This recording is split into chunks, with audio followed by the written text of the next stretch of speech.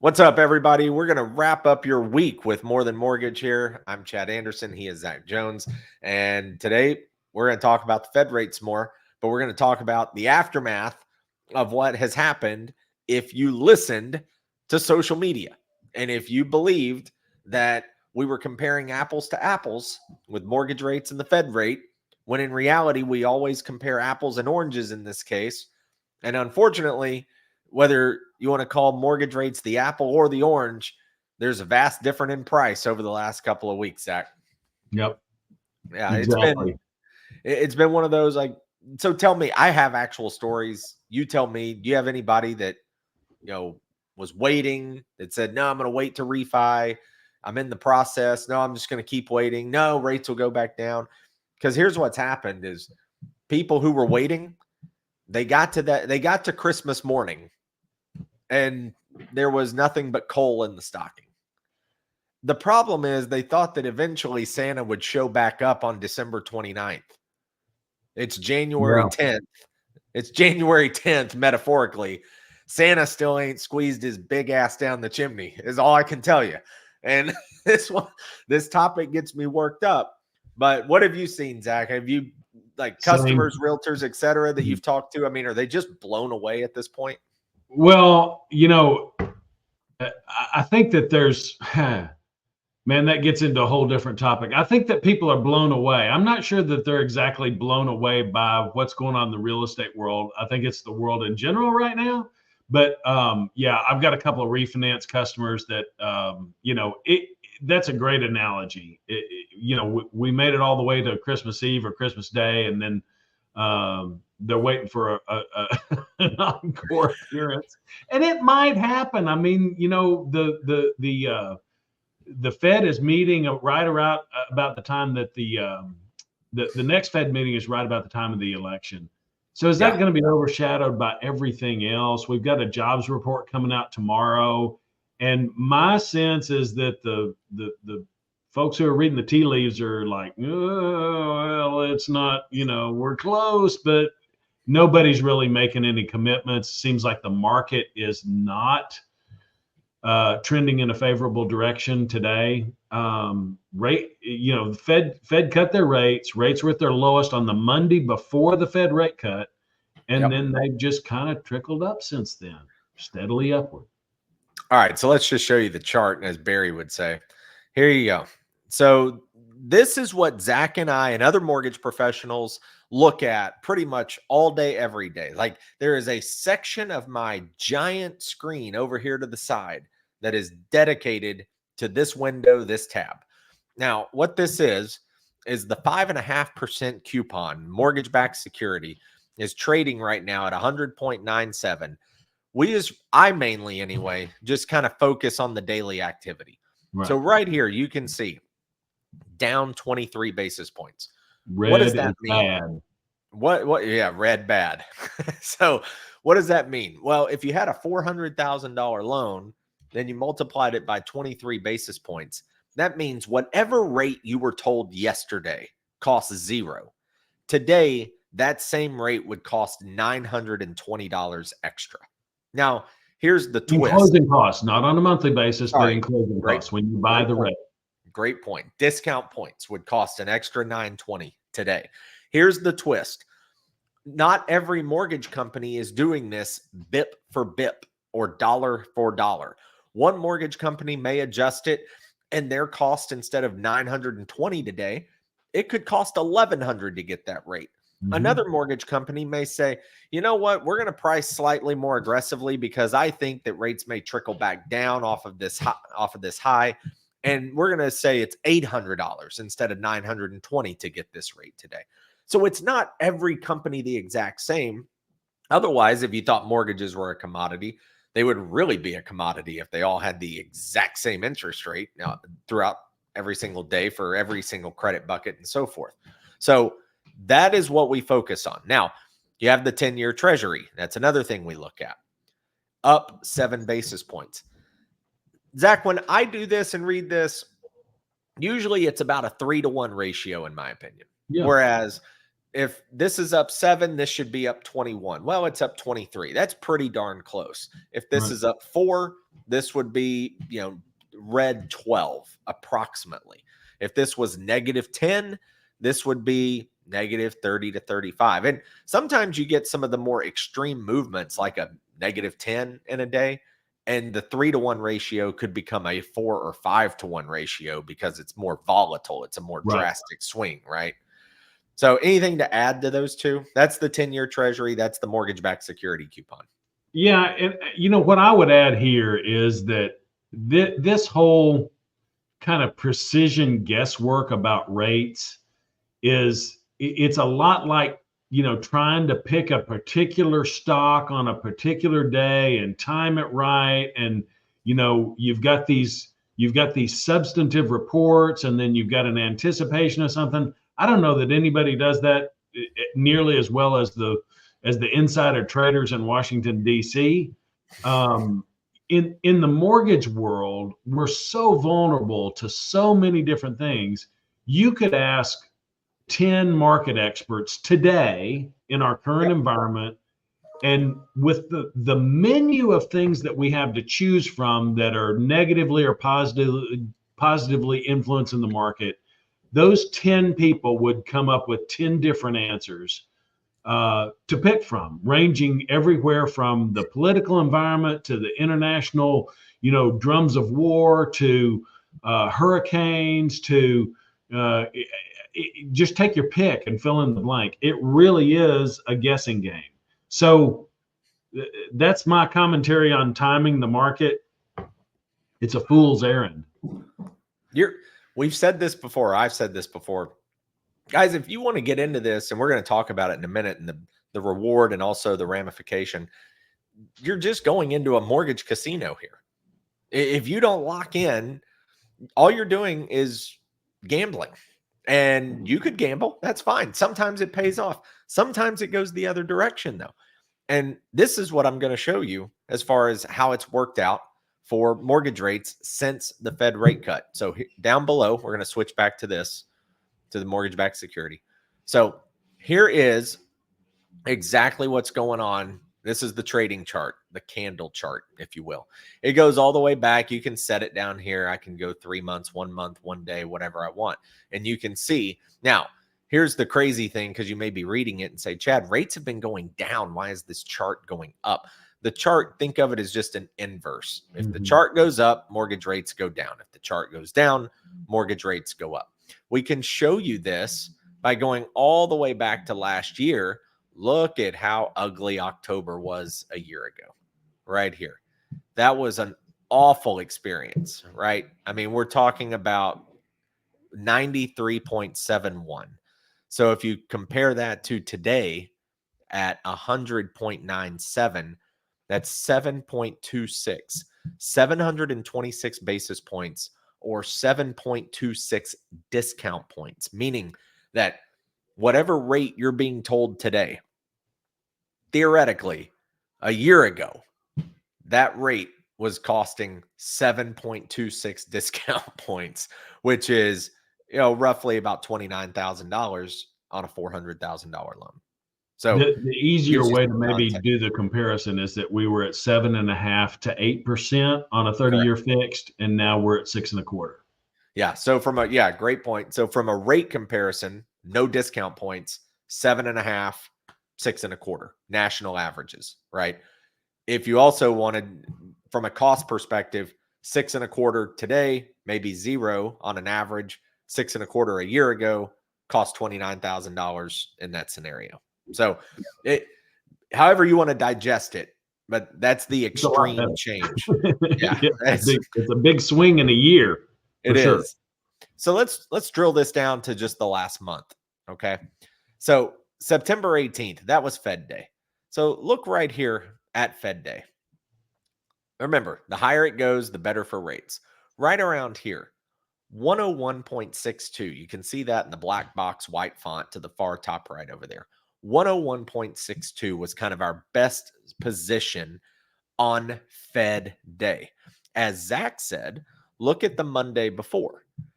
Okay. You finished up here at around 101.62.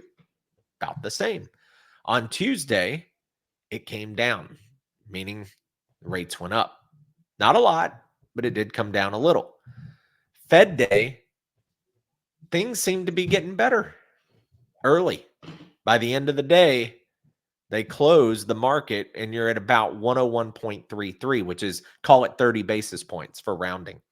Again, what that means is the rate that you were quoted on Monday versus the rate you may have been quoted Wednesday night on a $400,000 loan costs an extra $1,200 from what you were told on Monday. On that $400,000 example. Yes, correct. On that example, that's the one we're going with, 400 grand. So Monday to Wednesday, you lost $1,200 by waiting for the Fed game.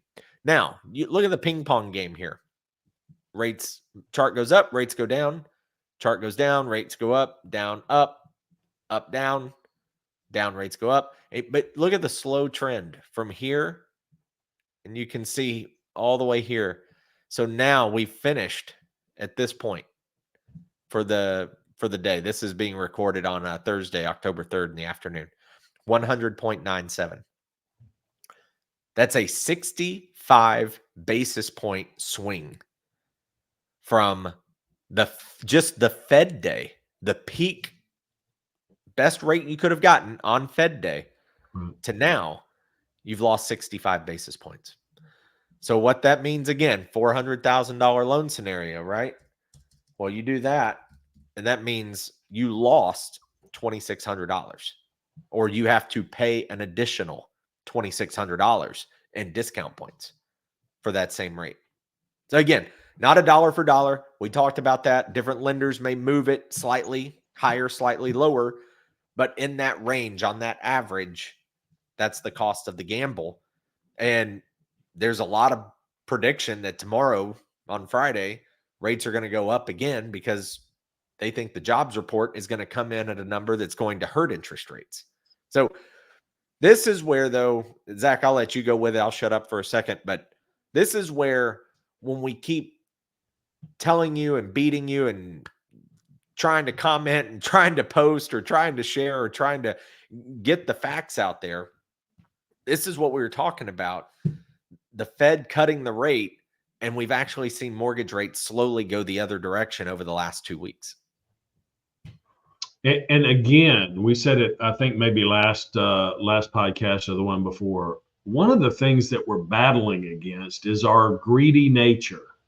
Yep. That we really always want to be optimistic where we stand to gain something, especially financially. And I always try to remind people that if all things being even, you've got to look at this statistically, that there's a 33% chance that things are going to get worse, a 33% chance that things are going to stay the same, and a 33% chance that things are going to get better. So how tolerant are you of risk, or how adventurous are you in the way that you make decisions about the market? And then how much do you know about the market, and what's your confidence level over a period of time that things are going to go according to your level of expertise and what you see? I could probably, you tell me whether I'm wrong or not, two guys in the mortgage business with a lot of years of experience who literally, like Chad said, we sit in front of these charts every day and we're voraciously consuming, maybe sometimes to a fault, financial economic information. And I don't know what's going to happen tomorrow. But I know that what happens tomorrow is going to affect it. And I've listened to the best brains in the business on the jobs report, and we've been flabbergasted by that damn thing so many times, like literally every single month that it comes out, we're like, what in the hell? So You're just excited for the December revision, Zach. That's all you are. I don't trust it. I can't predict it. I have hope for it because there's the numbers, Chad. So Barry went over this morning. We're 0.03% one way or another, whether we round up to 4.3 or we round down to 4.2. 0.03%. Yeah. And so literally that's almost nothing. But Right. there's so little integrity in the jobs report over the last 18 months. I don't think that, I mean, everybody's kind of bracing themselves for bad news and maybe cautiously under the desk, crossing their fingers and hoping maybe we'll just get 0.03% better. And, eh, I just don't trust it. So we don't know where it's going to go. And we do this all the time. That's where I come into play. And my line, Chad, is people say, hey, what would you do? I go back to what my dad used to say at dinner time every once in a while, grab it and growl. Right. And I got 2 dogs and they do it. and that's what it comes down to. It's like your dogs don't take any chances about whether or not there's an extra treat coming, do they? It's like, oh, the food's there, let's eat it. And I'm that way about rates because literally a 30-day change could make possibly, if everything went well and went in your favor, could possibly make 0.8% change in your monthly payment, which is 17 or 21 or $34, whatever it is. It's just not a lot to go through the anxiety of that. And it could go vastly different if we get bad economic news. Kind of had a lot of bad news lately, Chad. A lot of surprises, a lot of things coming out of the blue that we're not really thinking are coming out of the blue. So those are my thoughts. You've muted or something. I did because I got kids. They're fighting over iPads. You hear them in the background, all that stuff. Yeah. All right. So they're not worried about mortgage casinos. They're worried about Roblox. All right. So I've got a $400,000 loan here, 30-year fix. And this is just an example to show you what what are you risking versus what are you gaining on some of these? So if you had a mortgage rate, let's say at 6.25%, right? Then $2,463 is your principal and interest payment on that. So if rates go up $2,600 in the scenario, or we said, hey, 65 basis points, usually 65 basis points, Zach, what's that? A quarter in the interest rate? Maybe 3/8. It just kind of depends. Quarter-ish. Yeah, it depends. 65 basis points in the old school would typically be, around a quarter. About a quarter. So let's just say a quarter. Let's just say a quarter, right? So the difference now is that 25, 28. And what was it before? Sorry, I didn't even write my own note. 24.63. So 37 and 28 is $65, happens to be the same. So $65 is what you're saving. So every 1/8% that this changes is around $32 a month, $33 a month in your mortgage payment. So that's where we get back into what are you gaining and what are you risking here? Because if your rate is 7.5% and you can get to 6.25%, and you're saving $295 a month on that. I'm not saying you shouldn't try to save everything you possibly can, but is it really worth a $30 risk or gaining $30 to wait it out a little more? Then you look back and you go, well, crap, now I've waited 2 weeks. Now it cost me an extra $2,600 to get the same $65 saving that I already had. Right. So now take 2,600 and divide that by 65. It just costs you, think of it this way. This really hurts. It just cost you 3 years and 3 months to recoup the 2,600 by the $65 saving in order to break even. Just to get even. Yeah. Just to get back to even. So the cost of waiting, we've talked about that from a house price scenario, right? Cost of waiting, national average, it's been a 6% year-over-year increase in appreciation. I understand there are deals out there and not everybody, whatever, but you still have appreciation nationally on the average scale. in the housing market. But when you look at this, like same thing, cost of waiting. It's like somebody's giving you the opportunity. The market, that's what's funny. You mentioned earlier, Zach, timing the market. The market gave the opportunity.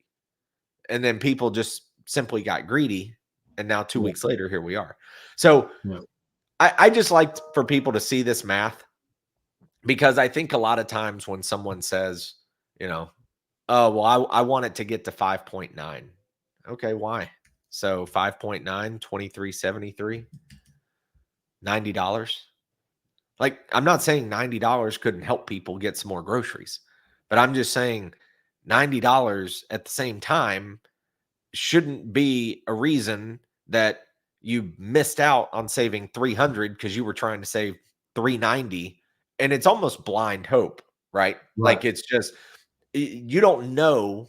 I don't know. Zach doesn't know. We don't know what they're going to do. We may have an opinion, but we don't know. And so it's kind of just blind hope, right? And that, oh, it's going to work out.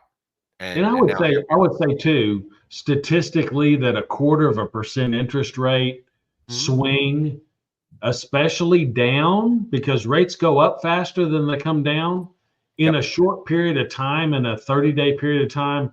That's really optimistic. It's an unusual thing for rates to swing that much in a favorable way in a short 30-day window period of time. And so to, just statistically, if I'm like at 6.25 and I want to get to 5.99 before I close and I just went under contract, that's an unusual and again, kind of foolish. So last thing, again, charts. I'm not a chart expert. I do know some basics, but I'm far from an expert on this. I just kind of know how to read certain things after this long in the business.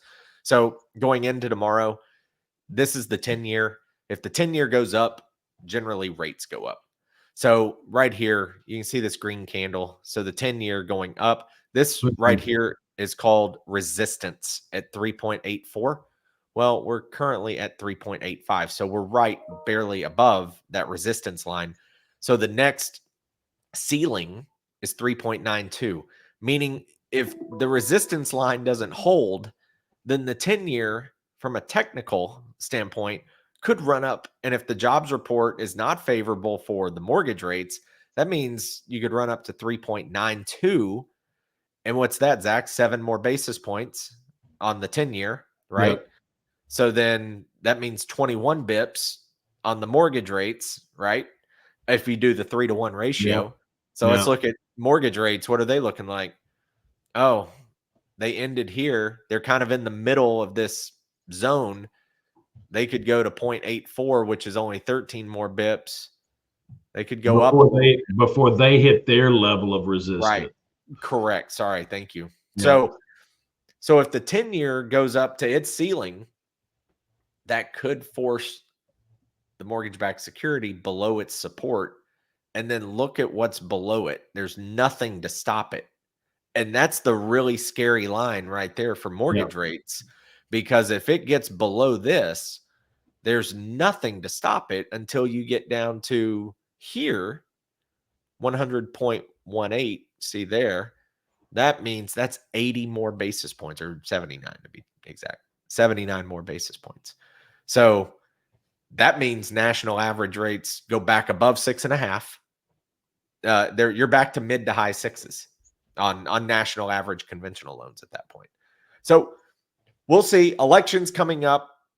It's a double-edged sword for Harris and Walz, because they need the economy to look strong, but at the same time, rates are going to suffer, if that's the case.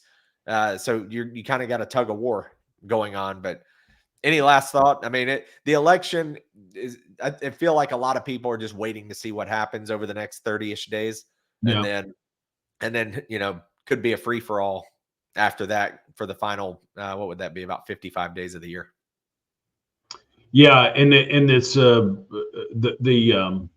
kind of the overall forecast from the predictors, the professional predictors, we've gone from, hey, optimistically float to very cautiously float. And that's because of what we just talked about. And that does get into this technical side about levels of resistance, but it's I think that the easy way to maybe sum that up is that for rates to get better right now is a harder there that's a harder journey than it is for them to jump up a little bit. There's that there's not as much friction for them to go up as there is for them to go down right now, and that can literally change tomorrow and reverse course and go in a different direction. So it's not, we can only see what's right ahead of us, and then do the same thing again the next day. Yeah. We'll see. It's going to be an interesting Q4 because there's been a lot of optimism that rates would eventually come down. We're in a much better spot than we were a year ago. Absolutely.